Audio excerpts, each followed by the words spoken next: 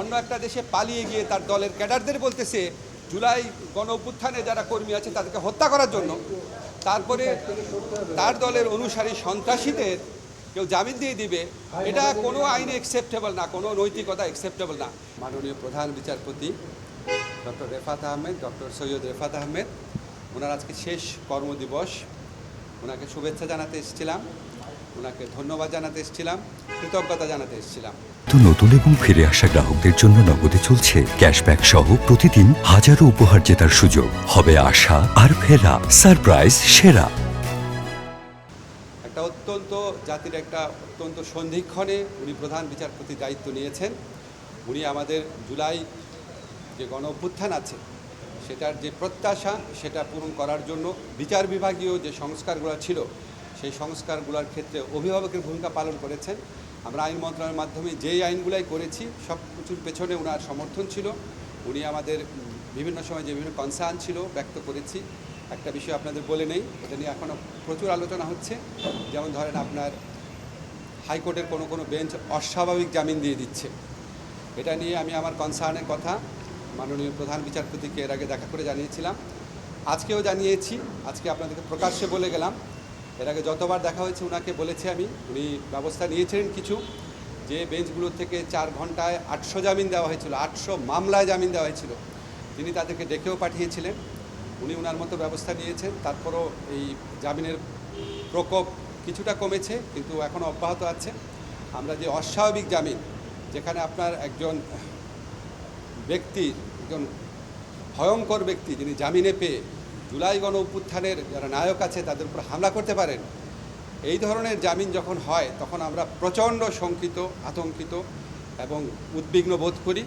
কিন্তু আমরা আইন মন্ত্রণালয়ের হাইকোর্টের উপর কোনো রকম কোনো নিয়ন্ত্রণ নাই, নিয়ন্ত্রণ থাকার কথা না। হাইকোর্টের অভিভাবক হচ্ছেন মাননীয় প্রধান বিচারপতি। ওনার কাছে আগেও এ ব্যাপারে উৎকণ্ঠা জানিয়েছিলাম, আজকে আবারও জানিয়েছি এবং আমি আশা করি ভবিষ্যতে নতুন যে প্রধান বিচারপতি আসবে ওনার সাথে আমার প্রথম যখন মিটিং হবে সেখানে আমি ওনাকে বলবো যে আজকে যে ভারতে পলাতক ফ্যাসিস্ট নেত্রী শেখ হাসিনা একের পর এক আমাদের জুলাই গণ অভ্যুত্থানকারীদের হত্যার হুমকি দিয়ে যাচ্ছেন এবং তার দলের অনুসারীরা যদি জামিন পায় এটা জামিনের কোনো নিয়ম নীতির সাথে সামঞ্জস্যপূর্ণ না। কারণ আমাকে পোটেনশিয়ালি খুন করতে পারে এমন একজনকে যদি কোনো বিচারক জামিন দেন তাহলে এই খুনের দায়িত্ব ওনার উপর পড়ে কিনা সেটা ওনাদেরকে বিবেচনা করা উচিত। তো আমি আজকে আমি এইভাবে বলছি, এটা এভাবে বলা ছাড়া উপায় নাই, কারণ পরিস্থিতি এমন একটা দিকে গিয়েছে যে আমাদের সন্তানদের রক্ষা করার জন্য আমাদের যে কোনো এক্সটেন্টে যাকে যা বলার এটা আবার বলতে হবে। আমি আপনাদেরকে কথা দিচ্ছি, আমাদের যে নতুন প্রধান বিচারপতি থাকবেন ওনার সাথে প্রথম মিটিংয়েও আমি এই ব্যাপারে বলবো যে সমস্ত ক্ষেত্রে আইনগতভাবে জামিন প্রাপ্য অধিকার সেটা জামিন দিবে বিচারকরা, অবশ্যই দিবে। কিন্তু যেই অপরাধী বা যেই ব্যক্তি জামিনে মুক্তি পেয়ে আপনাকে আমাকে খুন করতে পারে বলে আশঙ্কা করার যথেষ্ট কারণ রয়েছে, সে তো জামিন পেতে পারে না। আমরা এই ব্যাপারে ওনার দৃষ্টি আকর্ষণ করেছি। ওনার কাছে আমরা যে সংস্কারগুলো করেছি আমি ওনাকে বলেছিলাম যে এই সংস্কারগুলো টেকসই করে রাখার জন্য ওনার রিটায়ারমেন্টের পরও আমরা ওনার কাছে আসবো, ওনার পরামর্শ নিব। উনি অত্যন্ত সানন্দে সম্মতি জানিয়েছেন। উনি আমাদেরকে যখন যা বুদ্ধি লাগে পরামর্শ লাগে সেই ব্যাপারে হেল্প করবেন এবং আমি মনে করি যে আজকে বাংলাদেশের ইতিহাসে আজকে ছাত্র জনতার গণ অভ্যুত্থানের কারণে বাংলাদেশের ইতিহাসে সবচেয়ে কোয়ালিফাইড এবং সবচেয়ে সৎ একজন প্রধান বিচারপতিকে আমরা পেয়েছিলাম। এটাও জুলাই গণ অভ্যুত্থানের একটা অর্জন।